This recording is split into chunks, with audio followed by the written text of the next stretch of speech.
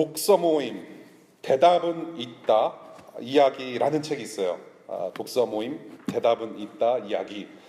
독서 모임 이름이 대답은 있다예요. 독서 모임 이름이 북클럽 이름이 대답은 있다인데 독서 모임 그 안내서입니다. 운영 안내서인데 쭉 읽어보니까 저자가 추천하는 독서법이 여러 가지가 있어요. 그 중에 하나가 뭐냐면 상상 독서법이라는 거예요. 상상 독서법. 그래서 첫 번째 무엇을 상상하느냐? 이 책을 볼 때 나 자신이 저자가 되고 설교자가 돼서 저자의 심정으로 읽는 거라고 얘기를 해요. 그래서 저자가 말하고 싶어하는 모든 것들을 내뱉는 마음으로 책을 읽는 거다라고 소개를 합니다. 그래서 소리내서 읽으면 좋다라는 그런 제안을 하시는 것 같고요. 두 번째 독서법은 책을 읽을 때 그 저자 혹은 설교자를 강단에 세우는 방법이라고 합니다. 그래서 독자인 내가 청중 안에 한가운데 앉아서 내가 그 저자와 단둘이만 있다라고 상상을 하면서 그 저자의 메시지를 귀담아 듣는 방법이라고 합니다. 그래서 여러분들이 책을 읽으실 때 이런 상상 독서법 사용하시면 좋겠다라는 생각이 듭니다. 우리 교회는 그 법대생들이 참 많으셔요. 그렇죠? 그래서 판결문을 읽으실 때도 그 판결문을 작성하신 판사의 심정으로 한번 소리내서 읽는 것도 좋겠다라는 생각을 조심스레 해봅니다. 물론 다 아시겠지만 오늘은 참으로 예배하는 자들이라는 제목으로 요한복음 4장 20절부터 24절까지의 말씀을 우리가 상고해 보려고 합니다. 이 본문은 여러분들이 너무나도 잘 아시는 말씀이고 예배와 관련돼 가지고 이미 여러 번 들으셨을 거라고 생각이 됩니다. 상당히 중요한 말씀이에요. 그런데 오늘 상당히 중요한 만큼 조금 긴 설교가 될 것 같아요. 예, 오랜만에 제가 한 3시간 정도 지금 이렇게 생각을 하고 있는데 3시간이 될지 2시간 59분이 될지 모르겠습니다. 아무튼 성령님께서 인도하시는 대로 우리 하나 돼서 좀 잘 따라오셨으면 좋겠고요. 존 맥카터 목사님은 오늘의 본문을 가지고만 8번을 설교를 하셨습니다. 그만큼 좀 중요하고 또 난해한 부분들이 있어요. 그래서 오늘 이 중요한 말씀 우리가 함께 상상 독서법 첫 번째 방법을 사용해서 우리 한번 다 같이 말씀을 좀 읽어봤으면 좋겠습니다. 이 말씀을 지금 우리에게 가르쳐 주시는 그 예수님의 심정으로 본문을 읽겠습니다. 요한복음 4장 20절부터 24절입니다. 우리 조상은 이 산에서 예배를 드렸는데 선생님네 사람들은 예배 드려야 할 곳이 예루살렘에 있다고 합니다. 예수께서 말씀하셨다. 여자여 내 말을 믿어라. 너희가 아버지께 이 산에서 예배를 드려야 한다거나 예루살렘에서 예배를 드려야 한다거나 하지 않을 때가 올 것이다. 너희는 너희가 알지 못하는 것을 예배하고 우리는 우리가 아는 분을 예배한다. 구원은 유대 사람들에게서 나기 때문이다. 참되게 예배를 드리는 사람들이 영과 진리로 아버지께 예배를 드릴 때가 온다. 지금이 바로 그때이다. 아버지께서는 이렇게 예배를 드리는 사람들을 찾으신다. 하나님은 영이시다. 그러므로 하나님께 예배를 드리는 사람은 영과 진리로 예배를 드려야 한다. 주님의 말씀입니다. 함께 기도할게요. 하나님, 이 시간 예배가 무엇인지 가르쳐 주시는 우리 주님의 음성을 직접 듣기 원합니다. 하나님, 우리의 정욕과 우리의 마음의 욕망과 모든 잡생각을 우리 성령 하나님의 능력으로 다 눌러주시고 하나님의 영광으로 눌러주시고 오직 하나님께만 집중되는 이 시간 될 수 있도록 도와주시기를 기도합니다. 하나님, 조금 긴 말씀 선포가 될 것 같은데 말씀을 전하는 자나 말씀을 듣는 자나 말씀을 받아먹는 우리 모두가 하나가 되어서 차분히 하나님의 말씀을 받아먹게 하시고 진정한 하나님께서 찾으시는 진정한 참된 예배자들로 거듭나는 시간 될 수 있도록 하나님 우리를 붙들어 주시기를 간절히 기도합니다. 하나님 인도하여 주옵소서. 예수님 이름으로 기도드렸습니다. 아멘. 우선 20절과 21절을 보겠습니다. 오늘의 본문 21절과 21절은 하나님께서 예수님을 통해서 예배의 장소에 대해서 우리한테 알려주시는 말씀이십니다. 우물가에 사연 많은 여인, 이 여인은 지금 자신의 현재 상황을 지금 다 드러내시는 예수님께 예배 장소에 대해서 질문을 합니다. 나름대로 신학적인 질문을 하는 것 같아요. 자신의 민낯을 다 드러내는 이 순간에 왜 갑자기 이런 질문을 하는지 알 수가 없어요. 대화의 흐름이 좀 끊긴다라는 생각도 드는데요. 예수님께서 지금 예언자 혹은 선지자 같은 분이시니까 평소에 하나님께 예배하는 것에 관심이 있어서인지, 혹은 예수를 조금 더 시험해보고자 던진 질문인지 잘 모르겠습니다. 혹은 자신의 그런 영적 목마름에 따라서 이제는 자신이 무엇을 예배해야 하는지, 내 마음과 내 영혼을 채워야 하는데 무엇으로 채워야 하는지 그렇게 진지하게 묻는 질문일 수도 있겠다는 생각이 들어요. 그런데 잘 모르겠습니다. 본문은 그렇게 자세하게 나오지는 않아요. 그런데 중요한 것은 예수께서 지금 직접 예배에 대해서 언급하시면서 아주 중요한 말씀을 하신다라는 거죠. 그것을 오늘 우리가 좀 캐치했으면 좋겠습니다. 20절 볼게요. 20절에 조상이 예배 드린 그 산은 그리심산이라고 하는 곳입니다. 사마리아 땅에 그리심산이라고 하는 곳이에요. 이 산에서 예배하게 된 유래를 이 시간에 자세히 처음부터 끝까지 다 말씀드릴 수는 없지만은 대략의 배경은 이렇습니다. 이 대화가 지금 일어나고 있기 아주 오래전에 솔로몬 왕이라는 사람이 있었어요. 솔로몬 왕이 죽고 나서 아들 르호보암이 왕위를 계승합니다. 근데 이 르호보암이 약간 현찮은 사람이에요. 그래서 여로보암이라는 사람이 쿠데타를 일으킵니다. 쿠데타를 일으키고 나서 그 한 나라가 두 조각이 납니다. 마치 남한과 북한이 두 조각이 나듯이 두 동각이 나요. 그래서 결국에는 유다 지파와 베냐민 지파 두 지파로 형성된 남유다를 그 솔로몬의 아들인 르호보암이 다스리게 되었고요. 그 다음에 이 두 지파를 뺀 나머지 10지파로 형성된 북이스라엘을 이 여로보암이라는 사람이 다스리게 됩니다. 그래서 남왕국보다 북왕국이 사이즈 면에서는 컸지만은 그 여로보암이라는 사람에게는 고민이 하나 있었습니다. 무슨 고민이냐? 모든 백성이 섬기는 그 하나님의 성전이 남왕국의 수도인 예루살렘에만 있다라는 것이에요. 네. 그래서 하나님께서 이 예루살렘이라는 이 한 곳을 지정하신 것은 여로보암 이전 세대에서 이미 역대하 6장에서 나오는 이야기인데요. 그래서 이 여로보암은 자기 영토인 북이스라엘 사마리아 땅에 산당을 짓고 예배하게 한 것입니다. 그곳이 바로 그리심산이라고 하는 오늘 지금 사연 많은 여인이 말하고 있는 그 산입니다. 이 산은 신명기 11장에서도 등장을 해요. 모세가 축복과 저주를 지시하라고 지명한 곳이 바로 이 장소이기도 합니다. 그래서 상당히 역사적으로도 중요한 그런 산이라고 볼 수 있습니다. 그리고 이 산에서 산당을 짓고 예배하게 하는데 문제가 거의 생겼어요. 무슨 문제냐?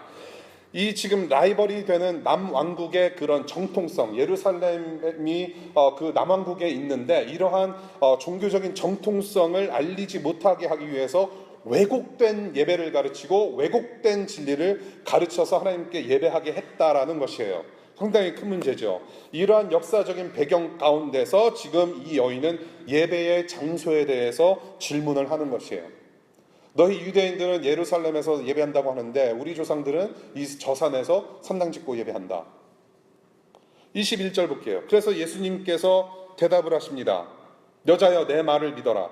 너희가 아버지께 이 산에서 예배를 드려야 한다거나 예루살렘에서 예배를 드려야 한다거나 하지 않을 때가 올 것이다.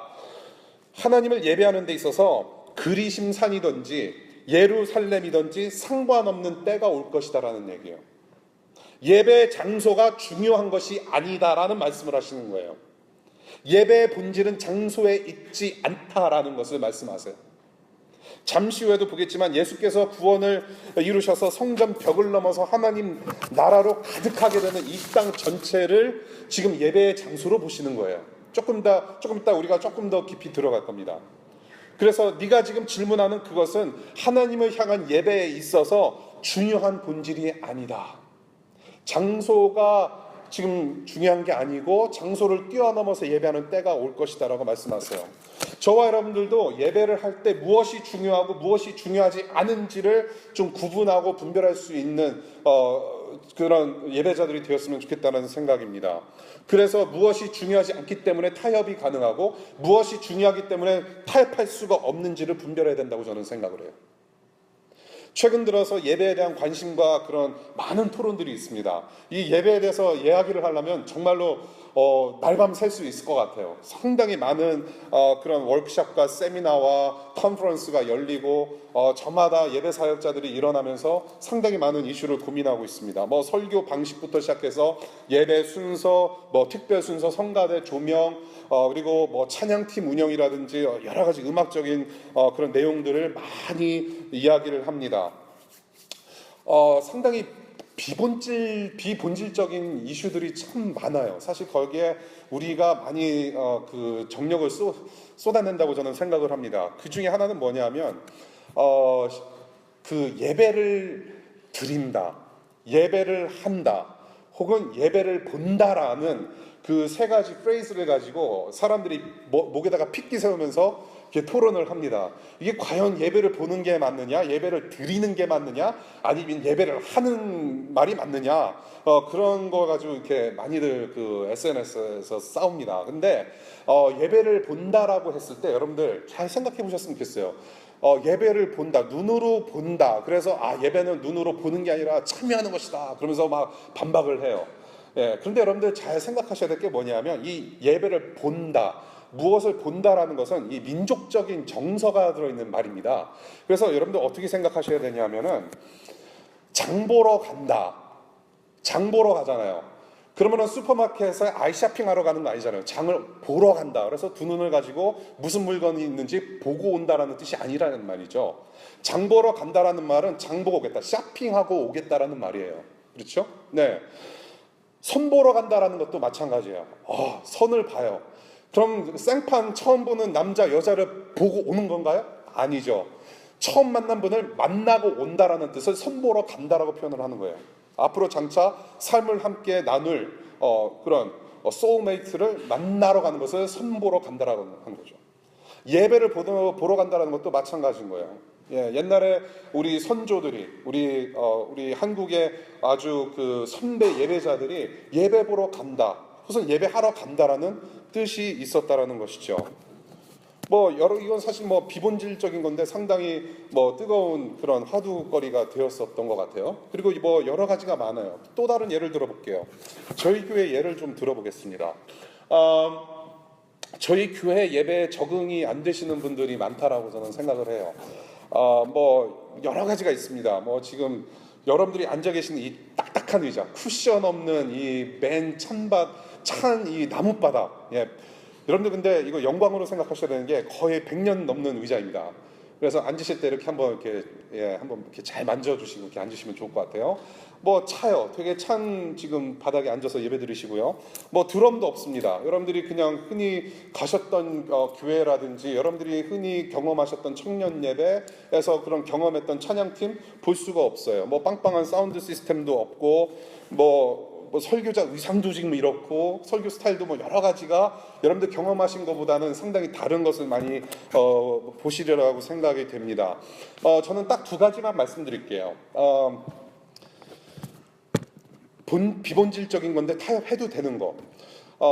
저희 교회 특징 중에 하나가 뭐냐면 여러분들 아시다시피 본문 말씀을 스크린에다가 쏘지 않습니다. 일부러 그랬습니다. 네, 일부러 그랬어요. 여러분들 앱을 가지고 다니시는 거 참 좋습니다. 그래서 여러분들 꺼내서 읽고 싶은 시간에 꼭 앱을 사용해서 읽으시는 거 참 좋아요. 그런데 여러분들이 정말로 예수 그리스도를 구주로 영접하고 하나님을 진정으로 예배하는 성도라고 한다면 성경책을 좀 가지고 다니시기를 당부를 드립니다. 제가 2주 전에도 제가 이메일로 뉴스레터에 말씀드렸지만 이 말씀을 좀 읽으면서 하나님께서 정말로 이 구절에서 이 단어에서 무슨 말씀을 하시는지 좀 학습하는 의미에서 교과서처럼 보면서 좀 우리가 말씀을 봤으면 좋겠다라는 말씀이고요. 그 다음에 저희가 그 성도라면 앱 대신 성경책을 왜 사용해야 되느냐? 여러분들이 앞으로 어느 선교지에 어떻게 부르심을 받아서 어떻게 부르심을 받아서 나갈는지 모른다는 얘기예요. 예를 들어서 여러분들이 아마존에 부르심을 받아서 선교 사역을 하러 간다라고 칩시다. 아마존에는 여러분들 앱이 안 터져요. 어플 절대로 안 터져요. 말씀을 전해야 되는데 어플 찾을 수 없다는 얘기입니다. 정작 지금 우리가 필요한 것은 무엇이냐? 성경책을 가지고 우리가 말씀을 좀 읽자. 그래서 주일 예배에 일부러 스크린 띄우지 않고 여러분들이 가지고 다니시는 성경으로 직접 눈으로 확인하면서 그렇게 예배하자라는 의미가 있습니다. 물론 비본질적인 거예요. 써도 되고 안 써도 되고. 여러분들이 뭐 성경책 안 가져온다고 해서 나는 실패한 예배자야 뭐 그러실 필요는 없다는 얘기죠. 네. 또 한 가지예요. 여러분들 우리가 첫 곡이 끝나자마자 예수는 살아계십니다라고 인사를 나눠요. 예. 이것도 사실 해도 되고 안 해도 되는 거예요.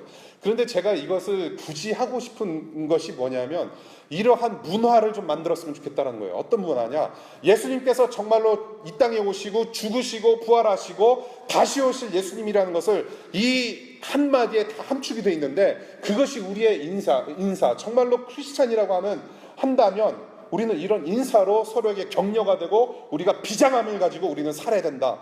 그런 의미에서 인사를 나눌 수 있어야 된다고 생각을 해요. 2000년 전에 이미 크리스천들, 여러분들의 인생 그 믿음의 선배들은 예수는 살아계십니다. He is risen. Christ is risen이라는 인사를 했대요. 그래서 정말로 이 그리스도, 살아계신 예수 그리스도께서 죽으시고 부활하신 다음 100년, 200년, 300년까지 이런 인사로 크리스천들끼리 인사를 나눴대요. 그런데 어느새부턴가 그런 인사가 없으면서 예수님께서 죽으시고 부활하신 그 감동이 사라졌다는 거죠. 저는 그 문화를 좀 다시 이렇게 세우고자 하는 마음이 있어요. 정말로 예수께서 살아계십니다.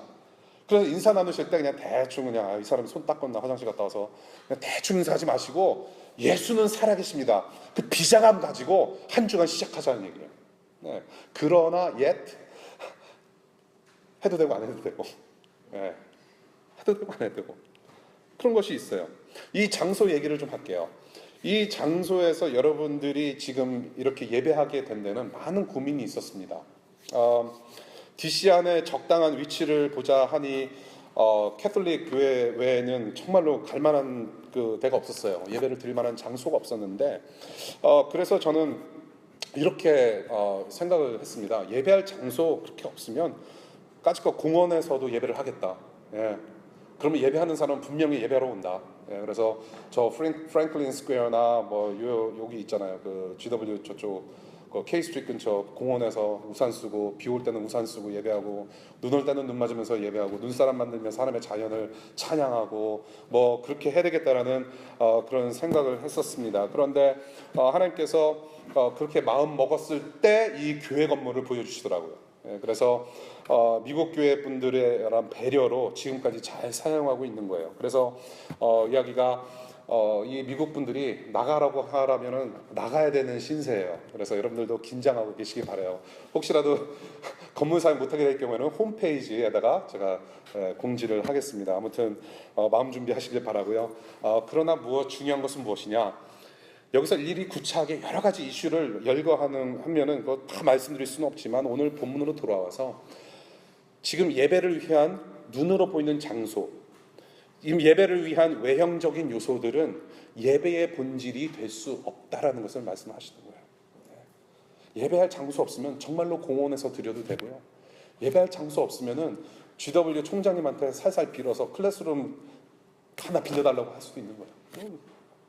본질이 아니에요. 지금 주님께서 말씀하시는 거예요. 22절 볼게요. 그래서 20절과 21절은 그런 예배의 장소에 대해서 주님께서 가르치시는 바가 있었고요. 22절을 보니까 예배의 대상에 대해서 말씀을 하세요. 예배의 대상.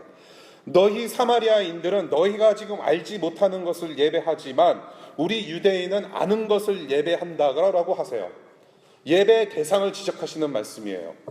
아마도 사마리아 여인뿐만 아니라 그 사마리아의 모든 세대가 자신들은 유대인들도 믿는 그 동일한 하나님을 예배하고 있다라고 생각을 했었을 것 같아요. 그런데 아까 말씀드렸듯이 이 사마리아 사람들은 그리심산에서 예배하는 이 사마리아인들, 과거 역사적인 배경이 있었어요. 왜곡된 하나님과 잘못된 지식을 가지고 하나님을 예배했다라는 거예요. 잘못된 지식과 왜곡된 하나님을 근거로 해서 예배를 했다. 그래서 예수님께서 이런 말씀을 하세요. 유대인들에게로부터 메시아가 나온다. 유대인에게로부터 구원이 온다.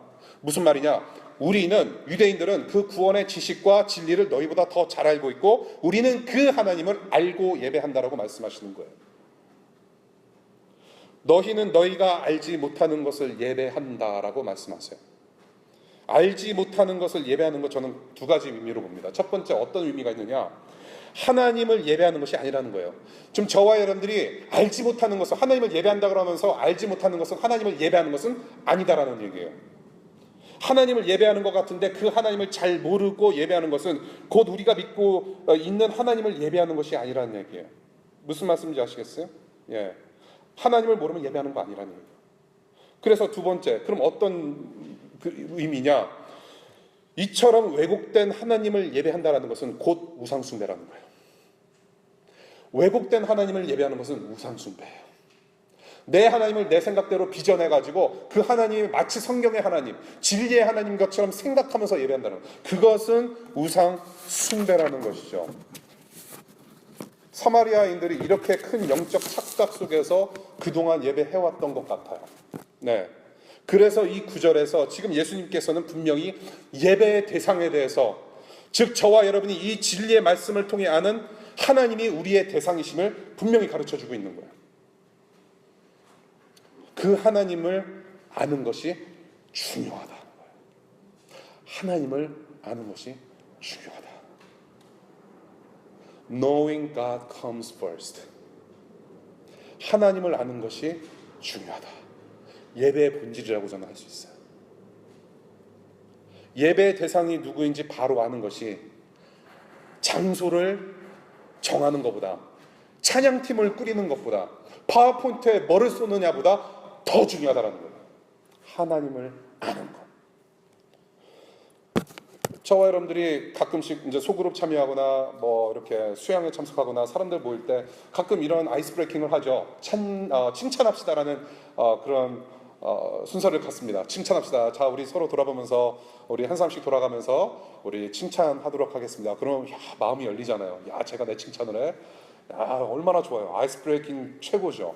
자, 칭찬을 하는 데 있어서 이런 것 같아요. 서로 잘 아는 사이끼리는 칭찬거리가 많아요. 언제든지 칭찬할 수 있어요. 그런데 그래서 서로의 삶을 너무나도 잘 알고 상대방이 나한테 무슨 일을 했는지 기억하고 그래서 충분히 칭찬할 수 있을 것 같아요. 아, 우리 아주가 이렇게 나를 도와줘서 이번 학기 학비를 다 이렇게 내주고 얼마나 감사한지 모르겠다. 뭐 우리 현이가 어젯밤에 나 굶고 있었는데 와가지고 도가니탕 해줘가지고 너무나도 뭐 잘 먹었습니다. 뭐 칭찬하면은 너무 좋잖아요. 예, 우리는 그렇게 칭찬을 해요. 그런데 서로 모르는 사이면은 칭찬해주기가 상당히 곤란해요. 그렇죠? 서로 모르는 사이면은 칭찬을 할 수가 없어요. 왜냐? 관계성이 없기 때문에요. 예, 저 사람이 누구인지, 저 사람이 나를 위해서 무엇을 했는지, 나는 저 사람을 위해서 무엇을 했는지 관계가 없어요. 그래서 칭찬하기가 상당히 힘들어요. 예, 그래서 이제 되게 재밌는 현상이 있죠. 이렇게 아이스 브레이킹으로 서로 칭찬합시다. 그러면 서로 모르는 사람끼리 어떻게 칭찬하는지 아세요? 잘생긴 것 같아요. 예, 너무 이쁘신 것 같아요. 이제 잘생겼다고 생각 안 될 때는 이렇게 말씀하세요. 아, 오늘 맵시 있게 옷을 입으신 것 같아요. 성격이 좋으신 것 같아요. 여러분들이 혹시라도 칭찬합시다 이런 대답을 들으셨으면 여러분들이 현실을 직면하시는 거죠. 예, 칭찬합시다. 이것은 겉으로 잘생겼습니다. 뭐 옷을 잘 입은 것 같아요. 성격이 좋은 것 같아요. 이것은 외형적인 특징이라는 거죠. 겉모습의 특징밖에 안 된다라는 거죠. 칭찬이라는 단어가 바로 성경에서 말하는 찬양이라는 뜻입니다. 하나님을 찬양합시다. Praise the Lord.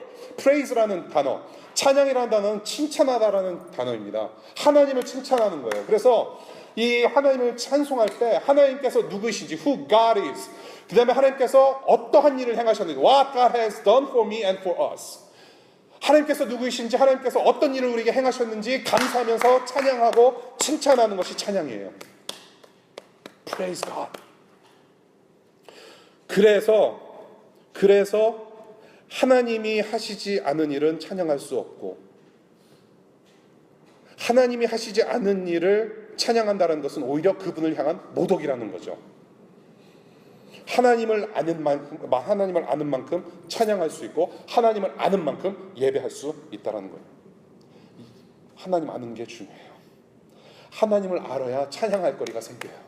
하나님을 알아야 정말로 두 손 들고 찬양할 만큼 그런 감동이 있다는 거죠. 하나님을 아는 만큼 눈물이 나요. 하나님을 아는 만큼 내가 얼마나 큰 죄인인지, 그래서 내가 하나님의 은혜를 붙잡을 수 없고, 그래서 내가 십자가의 은혜, 십자가의 복음을 붙잡을 수 없다라고 고백할 수밖에 없는 그 예배. 그래서 저는 이렇게 말씀드리고 싶어요.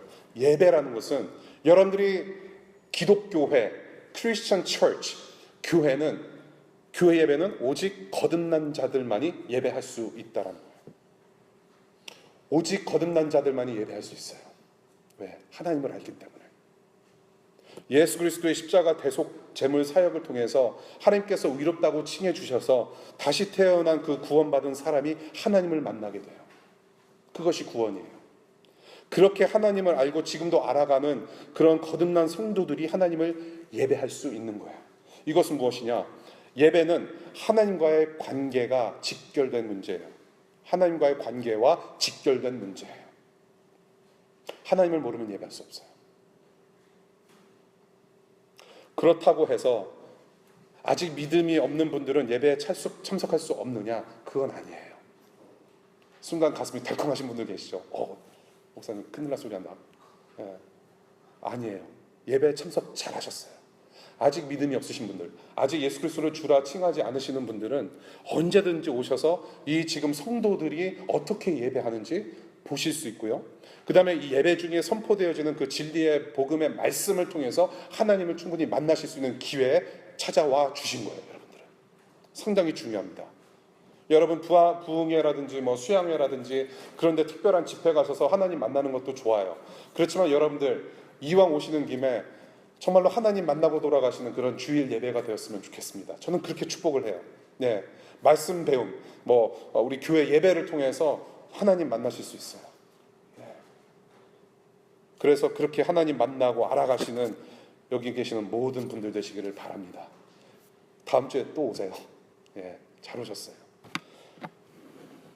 이미 성도로 살아가고 계시는 여러분들, 이런 질문을 좀 한번 드리고 싶어요. 내가 지금 하나님을 계속해서 알아가고 있는가? 거듭난 자로서 그분을 갈망하고 그분의 영광을 구하며 그분의 선하심을 추구하면서 살아가고 있는가? 우리가 자문하면서 정말로 하나님의 대상이신 하나님을 알고 알아가는 것이 중요하다는 것. 그래서 디모데전서 2장 4절에 이런 말씀이 있습니다. 하나님은 모든 사람이 구원을 받으며 진리를 아는 데에 이르기를 원하시느니라. 요한복음 17장 3절입니다. 영생은 곧 유일하신 참 하나님과 그가 보내신 자 예수 그리스도를 아는 것이다 라고 말씀하세요. 하나님을 알게 되면 내가 피조물인 것을 알게 돼요. 하나님을 알게 되면 그분을 예배하는 존재로서 내가 이렇게 만들어졌구나 라고 깨닫게 됩니다. 그래서 하나님을 예배할 수밖에 없는 상황에 와요. 그것이 예배. 그 하나님을 알고 예배하시는 여러분들 되시기를 바랍니다. 그것이 22절의 말씀입니다. 23절 볼게요. 23절은 우리 주님께서 예배의 방법에 대해서 말씀을 하세요. 예배의 방법. 이 하나님을 알고 예배하는 자들은 영과 진리로 예배할 수밖에 없다. 영과 진리로 예배할 수밖에 없는 참된 예배자들이라는 것을 23절에서 가르치고 계세요. 23절 한번 같이 읽어볼게요. 참되게 예배를 드리는 사람들이 영과 진리로 하나님 아버지께 예배를 드릴 때가 온다. 지금이 바로 그때이다. 아버지께서는 이렇게 예배를 드리는 사람들을 찾으신다라고 말씀을 하세요. 이 구절이 상당히 난해한 구절 중에 하나입니다. 일주일 동안 굉장히 머리가 아팠어요. 머리가 아팠는데 이 구절에서 말씀하시는 영과 진리, 다른 번역본에서는 지금 여러분들 신령과 진정으로 예배하라라는 그런 구절을 보셨을 것 같아요. 그리고 영어 성경을 보게 되면 어떤 영어 성경에는 성령을 가리키는 그 대문자 S로 시작하는 Spirit, 그것은 성령이에요. 그러니까 여러분들이 성경을 보실 때, 영어 성경 보실 때 대문자 S로 시작하는 Spirit은 성령을 생각하시면 되고요. 그 다음에 진정, 진리, truth. 그래서 대문자 T로 시작하는 단어 truth는 그런 어떤 절대적인 하나님의 진리, 그런 진리를 말을 하고 있습니다. 그래서 이게 성령이냐 어떤 진리냐 진정이냐 여러 가지 약간씩의 해석의 차이가 있습니다만은 저는 이렇게 정통적인 해석에서 너무 어긋나지 않게 제가 한번 디파인 해본 게 있어요. 무엇이냐? 영으로 예배한다라는 것, 영, 스피릿으로 예배한다는 것은 무엇이냐?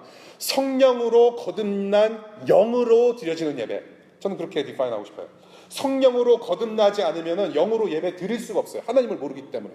그래서 성령으로 거듭난 영으로 드리는 예배라고 저는 이렇게 정의하고 싶고요. 그 다음에 진리로 드리는 예배는 무엇이냐? 하나님의 진리에 근거한 진정성 있는 진솔한 예배라고 저는 정의하고 싶어요. 하나님의 진리의 말씀에 근거한, 그래서 거기서 발견되는 하나님을 진정하게 내 영혼이 예배하는 것. 그래서 이 영과 진리로 예배하는 것은 이게 두 개 따로 노는 게 아니에요. 영과 진리는 하나입니다. 영과 진리로 드리는 것은 하나예요. 영은 따로 놀고 진리 따로 놀아서 두 가지 예배를 드릴 수 없는 거예요. 영과 진리는 늘 하나예요. 그래서 이 죄인을 찾아주시고 성령으로 거듭나게 하시고 그 진리 가운데 거하게 하셔서 영적으로서 영원히 살아있는 자로 그 하나님을 예배하게 하신다라는 거예요. 저는 이렇게 보고 싶어요. 영과 진리로 예배를 한다. 그렇게 예배하는 자가 참되게 예배하는 거고, 지금 예수님께서 영생에 이르는 샘물을 주시는 바로 이때, 바로 그때가 그렇게 참된 예배를 할 수 있는 때라고 말씀하시는 거죠. 영과 진리로 예배하지 않는다라는 게 무엇인지 제가 한 가지 예를 들어볼게요. 영과 진리로 예배하지 않는 거 한 가지에, 우리가 너무나도 좋아하는 찬송가가 있습니다. 옛날 찬송가 40장이에요. 주 하나님 지으신 모든 세계, 내 마음에 그리워볼 때. 타계하신 우리 아버님, 하늘나라 계신 우리 아버님이 상당히 좋아하셨던 찬송이고, 아버지 장례식 때도 울려 퍼졌던 찬송이에요. 참석은 못했지만 저도 이 찬송을 너무 좋아해요. 찬송가에서 가장 좋은 찬송가를 뽑으라면은 이 찬송가예요. 찬송가 40장. 예. 상당히 그 하나님의 위대하심, 그리고 그 예수 그리스도의 복음, 그리고 하나님을 영원히 찬미한다라는 그 아주 완전한 그 메시지, 너무 아름다운 메시지, 너무 아름다운 곡조예요. 근데 그 후렴을 보게 되면은 주님의 높고 위대하심을 내 영혼이 찬양하네라고 되어 있습니다. 가사 내용 기억나시죠? 한번 불러볼까요? 예.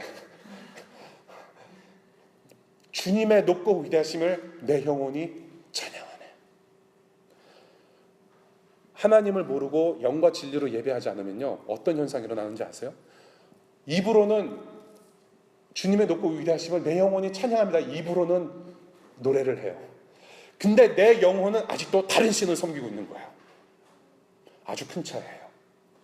주님의 위대하심, 주님의 높고 위대하심을 내 영혼이 찬양하네. 하나님께 그 하나님의 위대하심을 찬양한다고 하면서 내 영혼은 지금 다른 신을 섬기고 있는 거예요. 다른 거 붙들고 있는 거예요. 입만 뻥끗하는 노래일 수 있다는 얘기죠. 우리 예배가 그럴지도 모른다는 얘기예요. 내 영혼은 지금 학점에 가 있고, 내 영혼은 지금 학위에 가 있고, 내 영혼은 지금 재산에 있고, 내 영혼은 지금 체킹 어카운트에 있는데 주님의 위대하심 놓고 찬송합니다. 내 영혼이 그렇게 찬송합니다 그랬을 때 그건 완전 거짓말이에요. 여러분들 찬송하실 때, 찬양하실 때, 어느 교회를 가시든지 여러분들이 찬양하실 때 Don't just sing, 그냥 노래만 해서는 되는 게 아니에요. 이거 상당히 중요해요.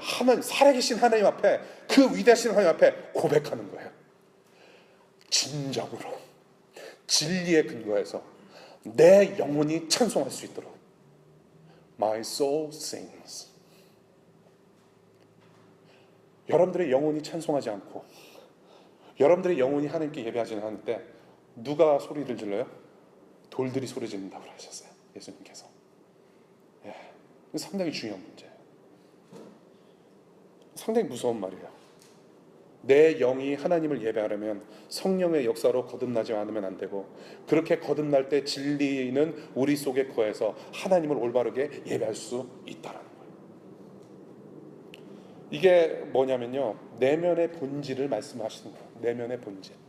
어떻게 예배하느냐? 하나님께서, 주님께서 예배의 방법을 말씀하실 때 그 내면의 본질을 솎아내는 그런 본질을 말씀하시는 거예요. 신령과 진정. 하나님을 참되게 예배하는 것은 저와 여러분들의 그 마음속의 상태에서 발생하는 것이지 단순히 눈으로 보이는 요소로 잘 포장해서 하는 것이 그것이 예배가 아니라는 거예요. 참된 예배를 마치 회중의 감각, 참된 예배를 마치 그 회중이 지금 트렌드로 가지고 있는 문화, 참된 예배를 마치 지금 본성 욕구에 잘 맞춰서 계획하는 거, 그런 거는 예배가 아니라는 거예요. 뭔가 멋진 것을 연출해내는 것으로 착각하지 말라는 주님의 말씀이에요. 교회들이 서로 경쟁적으로 좋은 시설과 조명, 사운드 시스템 경쟁적으로 구입을 해요. 제가 오늘 설교가 굉장히 길어서 한 3시간이나 2시간 50분, 59분짜리 설교라서 제가 오늘 아침에 다시 보면서 제가 출연한 내용이 있는데 이거를 좀 말씀을 드려야 될 것 같아요. 그래서 3시간 가는 거예요. 제가 예배 사역을 하고 찬양 사역을 하고 청년 사역을 하면서 저도 이런 불이었어요. 상당히 그런 화려한 사운드와 아주 멋들어지는 찬양팀을 운영하고 싶었고 정말로 그런 것에 많은 신경을 쏟았습니다. 제가 철치 프로덕션과 그런 예배 기획에 대해서 구독한 그 잡지만 하더라도 3-4개가 됐었어요.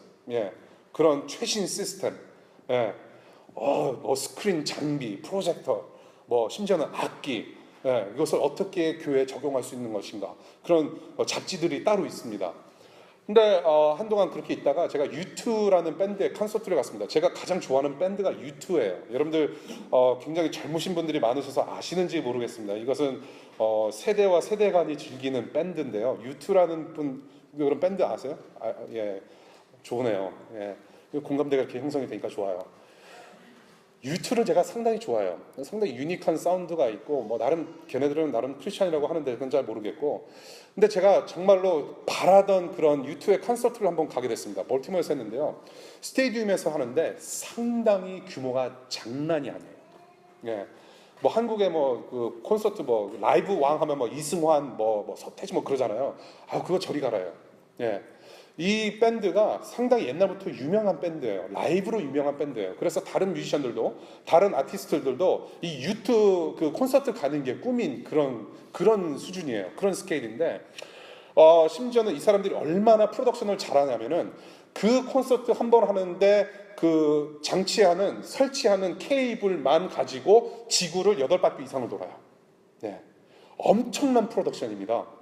예, 그것을 가지고 세계 곳곳을 다니면서 콘서트를 해요. 그 웅장함을 보면서 저는 그렇게 생각했어요. 이야, 지금 교회들이, 지금 찬양 사역자들이 지금 저런 조명과 저런 스케일 때문에 서로 경쟁적으로 지금 물품을 구입하고 투자를 하는데 과연 얼마만큼 투자를 해야만 하나님께 더 영광을 드릴 수 있을 것인가 회의감이 들었어요. 얼마나 더 비싼 조명을 사용해야만 하나님의 영광이 더 찬란하게 드러날 것인가. 비싼 콘서트 가서 그 가르침 하나 얻고 왔어요. 무슨 말씀인지 아시겠어요? 하나님께서 지금 받으시는 그 예배의 본질이 무엇인가를 생각하자는 얘기예요. 이 세상의 교회들을 향하여서 예나 지금이나 지금 참된 예배의 참 기준을 가르치시는 거죠. 영과 진리에 우리가 충만하지 않으면 그 하나님을 예배하는 거 아니다라는 거예요. 물론 조명을 사용해서 뭐 전도 집회는 할 수 있을 것 같아요. 저는 아주 뭐 그렇게 밟아내는 거 아니에요. 지금도 하나님은 예수님 통해서 하나님을 만나고 알게 된 거듭난 성도들이 영으로 진리의 말씀에 근거해서 하나님께 나가는 그 예배를 원하신다는 거예요. 여기에 집중하지 않으면 아무리 화려해도 nothing. 영과 진리로 충만한 그 예배를 여기서는 참된 예배라고 하시는 거예요. 물론 필요한 장비가 있으면 사야 돼요. 그러나 이 예배의 본질은 우리가 절대로, 이거는 여러분들이 어느 교회로 가시든지, 여러분들이 귀국해서 어느 교회로 가시든지 이 예배의 본질을 붙잡고 몸부림치는 그런 교회 가시길 바라요. 그렇게 예배하는 자들을 오늘 본문은 보니까 주님께서 찾으신다라고 말씀을 하세요. 주님께서 찾으신대요. 찾으신다라는 얘기는 그 예배를 받으시고 그 예배를 드리는 자들을 만나주시겠다라는 말씀을 하시는 거예요. 얼마나 좋은 말씀이에요. God is seeking the true worshipers who worship God in truth and spirit. 그런데 여기 보니까는요, 사람들을 찾으신다고 되어 있어요. 복수형입니다. worshipers예요. 복수형이에요. 저는 가끔씩 찬양 인도자들 멘트, 우리 학종 팀장은 너무나도 뭐 잘하니까 본인 얘기하는 거 아니에요? 어떤 찬양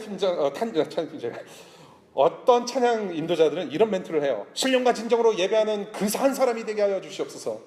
하나님께서 찾으시는 그 한 사람 되게 하여 주시옵소서. 그러면서 멘트를 날려요. 되게 멋있어 보이잖아요. 예, 그 한 사람 되게 하여 주시옵소서. 근데 그게 얼마나 이기적이고 개인적인 주의인지 아세요? 그 한 사람을 찾으시는 거 아니에요. 하나님은 공동체를 찾으시는 거예요. 예수 그리스도의 보혈로 구원받은 거듭난 성도들의 예배를 받으시는 거예요. 내 예배만 받으시는 게 아니라 지금 내 옆에서 예배하는 자들의 예배도 받으시는 그 하나님을 집단적으로 만나는 거예요. 그래서 구약 성경에 어디를 보니까 어떤 선지자가 말씀을 낭독을 해요. 하나님의 말씀을 펴고 말씀을 읽는데 모든 백성들이 일어나서 그 말씀을 경청하는데 어떻게 돼요? 말씀을 경청하면서 울어요. 그 하나님의 임재 때문에. 뭐예요?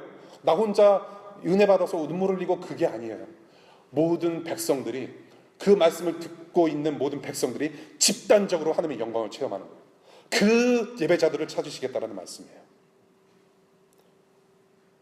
그래서 모든 거듭난 자들로 만나주시는 예배 받으시겠다라는 그 하나님의 뜻, 하나님의 열심을 보자라는 거예요. 여기서 하나님의 참된 예배 공동체로 거듭나는 우리가 되길 바라요. 마지막 구절입니다. 24절 마지막 본문 구절입니다. 하나님은 영이시다라고 시작하면서 하나님께 예배하는 자는 신령과 진정으로 예배한다라고 재차 강조하시면서 24절의 말씀을 우리가 봅니다. 오늘의 저는 핵심 구절이라고 봐요. 하나님은 영이시다라고 했을 때 하나님은 어떤 분이신지 알 수가 있어요. 하나님은 영이시구나. 영이시다. 하나님이 우리의 예배의 대상인데 그 예배의 대상이 누구인지를 말씀을 해주세요. 근데 단순히 어떤 분이신지 뿐만이 아니라 이것은 예배의 범위를 말을 해요. 하나님은 영이시다라고 했을 때 범위를 말씀을 하시는 것 같아요. 예배의 범위. 그래서 저는 이 24절을 예배의 범위에 대해서 가르치신다고 저는 봐요. 예배의 범위. 하나님께서 영이신데 그렇게 크신 만큼 예배의 범위도 커야 된다라는 거예요. 하나님은 영이시다. 무소부재하시는 어느 곳에서도 계시는 하나님이기 때문에 예배의 범위도 그만큼이라는 거예요. 엄청나게 큰 그런 범위인 거죠. 네. 우주는 끝이 없대요. 아직 못 믿겠어요. 그만큼 예배의 범위라는 거예요. 예배의 범위도 그만큼인 거죠. 영이신 하나님의 세계가 예배의 범위가 되고 지금 그 안에 저와 여러분들이 그 하나님을 예배하고 있는 거예요. 그래서 그런 하나님을 성전이 아니고 성전 안에 혹은 주일 예배 안에 가둬놓을 수가 없는 거예요. 이제는 성전 예배 중심의 예배가 아니라 이제는 어디든지 계시고 우리의 마음과 생각과 모든 이 땅 구석구석에서 예배 받으시는 때가 바로 지금이라는 것을 이렇게 본문에서 말씀을 하시는 거예요. 영이신 하나님을 예배하는 그 예배의 범위, 하나님께서 천지를 창조하실 때부터 우리는 볼 수가 있어요. 우리가 창세기 1장 너무나도 잘 아는 말씀이죠. 창세기 1장에 보니까 천지를 창조하신 순서를 우리가 볼 수 있어요. 그러니까 잘 들으셔야 돼요.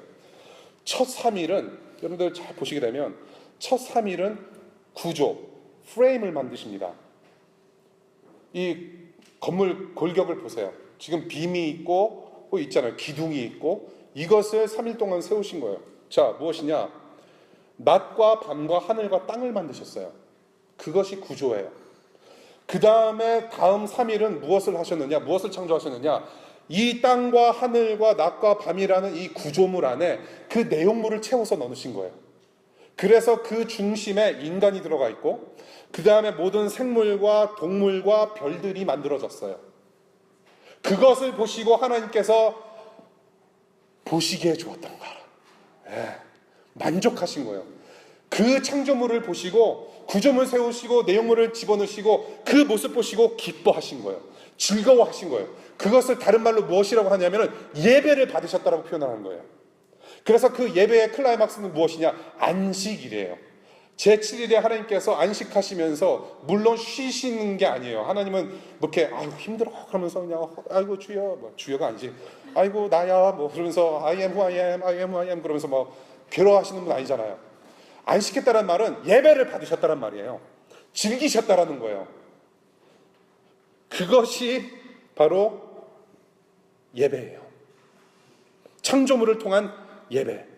그래서 저와 여러분들, 지금 우리 인간도 그 예배 중에 한 부분으로서 하나님을 예배하기 위해서 하나님만을 기뻐하도록 지어진 존재들이에요. 그 큰 창조의 예배, 온 우주 만물의 예배 가운데 지금 우리는 그 한 부분이 돼서 예배하고 있는데 우리의 지어진 목적은 무엇이냐? 하나님을 기뻐하고 하나님만 예배하도록 지어졌다. 그래서 오늘 여러분들 주보 보시면 웨스트민스터 소요리 문답 1문이 있습니다. 왜 인간은 존재하는가에 대한 질문에 대답이 있어요. 여러분들 한 일주일 동안 한번 묵상하시고 공부하시기 바라요. 우리는 피조물이기 때문에 인간은 무언가를 예배하도록 지어진 존재입니다. 그렇게 지어졌어요. 피조물이기 때문에 조물주를 의지해서 예배하도록 디자인이 된 것이에요. 무슨 말씀인지 아시겠죠? 그런데 그렇게 조물주 창조주 하나님을 예배하도록 지어졌는데 죄가 들어왔습니다. 죄가 들어와서 하나님과의 관계가 단절이 돼버려요. 하나님과의 관계가 상해져 버리니까 이제는 더 이상 예배하는 존재가 아니란 얘기죠. 예배는 하긴 하는데 나를 만드신 창조주 하나님을 예배하는 것이 아니라 우상을 예배하게 되는 거예요. 무엇인가 예배하는 존재를 만들어졌는데 하나님을 예배하는 게 아니라 우상을 예배하게 됐다는 얘기입니다. 그래서 우리는 하나님을 예배하지만 분명히 저와 여러분들은 내 영혼은, 우리의 영혼은 다른 거 예배한다는 거예요. 입으로는 하나님을 예배하고 하나님의 위대하심을 찬송한다고 하면서 내 영혼은 그렇지 않은 존재로 타락하게 되었다는 거예요. 그래서 이것 때문에 예수 그리스도께서 이 땅에 오신 거예요. 예수 그리스도께서 십자가에서 하나님과 멀어지게 한 우리의 죄를 대신해서 다 뒤집어 쓰시고 죽음이라는 죄값을 대신 치르셔서 하나님과 우리의 사이를 관계를 회복시켜 주심으로 예배를 회복하게 하신 거예요. 네. 예배의 회복. 그래서 하나님께서 원래 목적하신 바대로 그 창조의 예배, 창조물을 통한 예배를 다시금 리커버 하신 거죠. 이것은 그래서 단순히 주일 예배의 회복뿐만이 아니에요. 저와 여러분들이 주일 예배 12시만이구나. 이번에는 시간 지켜서 예배 잘 해야 되겠지. 그런 수준이 아니라 이것은 온 우주 만물의 범위, 우주 만물이라는 범위의 예배의 회복을 이야기를 하는 거예요. 그래서 그렇게 회복되어지고 나서 주님께서 다시금 보시기에 좋았다, 만족하시게 되는 그 순간을 향해서 우리는 가고 있는 거예요. 다시금 우리를 통해서 만족하시는 그런 예배의 회복. 그래서 이사야와 하박국이 뭐라고 예언합니까? 물이 바다 덮음같이 하나님의 영광을 인정하는 것이 온 세상에 가득하리라. 와우. 물이 바다 덮음같이 하나님의 영광을 인정하는 것이 온 세상 가득하리라. 무슨 말씀인지 아시겠어요? 물이 바다 덮음같이 저와 여러분들이 지금 활동하고 있는 이 모든 공간이 하나님의 영광을 인정하는 예배가 있을 것이라는 예언을 하는 거예요. 지금 이제는 이렇게 우리가 십자가를 통해서 초대됐어요. 그러한 하나님의 영광, 그 스케일 안에 초대가 돼서 하나님 나라 수준으로 예배하고 있는 거예요. 이거는 단순히 내가 주일 예배 빠지면 안 되겠다, 그런 수준이 아니에요. 이미 여러분은 하나님 나라 천국 예배에 동참하고 계시는 거예요. 이것이 바로 영이신 하나님을 예배하는 범위라는 거예요. 24절의 말씀이에요. 우리가 쭉 말씀을 공부했습니다. 우리가 하나님 앞에서 우리 공동체가 얻고자 하는 도전과 결론, 저는 이것이에요. 삶 전체로 예배드리는 자들이 되시기를 바랍니다. 예, 삶 전체로 예배드리는 자들이 되길 바라요. 참으로 예배하는 자들은 곧 삶 전체가 예배가 될 수밖에 없어요. 예. 인생 예배는 하나님께서 여러분께 정해놓으신 그런 예배의 작은 범위 단위라고 저는 봐요. 여러분들의 인생, 여러분들의 일상의 예배. 여러분들 주일 순서, 여러분들 주보 보시면 주일 예배 순서가 있습니다. 프레임이에요. 어떤 구조물이에요. 그래서 그 여러분들이 지금 예배를 참석하시면서 그 구조, 그 순서 안에 하나님을 하나님으로 인정하고 높여드리는 예배의 디테일과 그런 내용물로 지금 채워놓고 있는 거예요.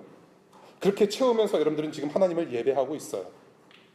영과 진리로, 신령과 진정으로 채워서 일주일에 한 번 집단적으로 모여서 드리는 예배, 여러분들 소홀히 하지 않으시기를 바라요. 예, 주일 예배.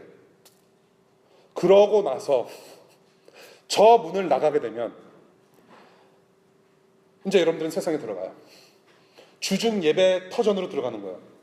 일상의 예배 현장으로 저 문을 나서면 이제 판문점진하는 거죠. 일상으로 들어가는 거예요. 제가 시간으로 따져보니까 주일 예배 지금 1시간 반 뺀 나머지 일주일 166시간 30분을 지금 세상에서 여러분들은 살게 됩니다. 그 166시간 30분을 어떻게 지내셔야 하냐면은 하나님 예배하는 데 쓰셔야 돼요. 이 적지 않은 이 시간을 삶의 현장에서, 여러분들의 예배의 현장이, 이 삶의 현장이 예배 현장인데 예배 현장에 들어가셔서 예배하시라는 말이에요. 이거는 정말로 소홀히 해서는 안 돼요. 1시간 반 예배 잘 드렸다고 해서 여러분들 166시간 30분도 하나님께 영광 드리겠지라고 착각하시면 안 된다는 얘기예요. 삶의 예배는 24/7, 365. DC 안에 여러분들 다니는 학교, 직장, 사업체, 가정이라는 구조가 있어요. 학교, 사업체, 직장, 가정이라는 그 프레임 안에 여러분들이 예배자로 들어가셔서 그 영역에서 하나님의 하나님 되심을 드러내고 하나님의 영광을 나타내는 예배를 하시게 되는 거예요. 여러분들이 예배자로 여러분들의 삶의 영역에 들어갔을 때는 그게 무슨 뜻이냐? 하나님께서는 그 자리에 좌정하셔서 예배를 받으시겠다라고 기다리고 계시는 거예요. 그래서 여러분들 공부하실 때 최선을 다해서 공부하시는 게 하나님께 예배드리는 거예요. 직장 생활 하실 때에도 최선을 다해서 열심히 하세요. 힘들더라도 열심히 하세요. 그것이 하나님께 예배하는 거예요. 더러는 눈물을 흘릴 수 있어요. 여러분들이 직장 생활하면서 관계에서 그렇게 빚어서 나오는 어떤 굉장히 어려운 고통, 마음, 심적 고통들 있어요. 근데 주님께서는 그럼에도 불구하고 예배 받으시겠다라는 거예요.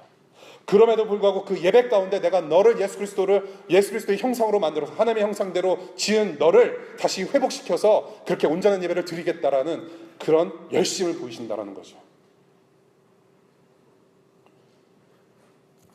저와 여러분들이 삶의 예배 현장이 다 달라요. 그러나 우리는 예배로 하나 되는 천국 예배 공동체입니다. 늘 살아계셔서 어디든지 계시는 그 하나님, 우리의 삶의 예배 가운데 계시는 그 하나님 높여드리며 사랑하시는 참된 예배자들 우리 모두가 됐으면 좋겠어요. 말씀 맺겠습니다.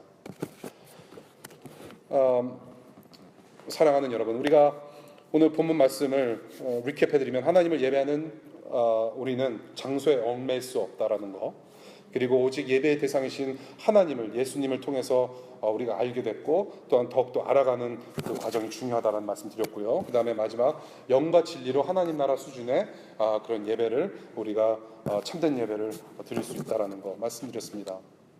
이런 참된 예배자들을 하나님께서 찾으시겠다라고 하셨어요. 만나주시겠다라고 하셨는데 가만히 있을 수 있겠냐는 질문을 드리고 말씀을 맺고 싶어요. 하나님께서 참된 예배를 드리는 자들을 찾겠다라고 하셨는데 가만히 있을 수 있겠느냐? 여러분은 오늘 아침에 알람을 듣고 깨어나신 분들이 아니라고 저는 생각을 해요. 알람이 울렸는데도 듣지 못해서 천국 가신 분들 많죠. 네. 오늘 여러분들이 알람을 듣고 깨어서 일어난 것이 아니라 여러분들이 오늘 아침에 알람을 들을 수 있게끔 생명을 허락하여 주신 하나님 때문에 일어난 것이라고 저는 믿습니다. 그러면 오늘 하나님께서 여러분들을 왜 일어나게 하셨을까요? 뭔가 할 일이 있어서 여러분들을 깨우신 거라고 저는 믿습니다. 그 할 일이 무엇일까요? 예배예요. 주일 예배, 주중 예배, 24/7, 365. 오늘 우리의 삶의 터전에서 비록 힘들지만 예배 받으시겠다라는 그 하나님의 작정 앞에 우리는 나아갈 수 있다라는 것이에요. 예배는 땀내나는 몸부림이라고 누가 그러셨어요. 하나님의 영광을 위한 그 땀내나는 몸부림으로 한 번 사는 인생 참된 예배로 바쳐드리는 우리 디투리 예배 공동체 가족 여러분들 되시기를 바랍니다. 기도할게요. 여러분들 이 시간에 하나님 앞에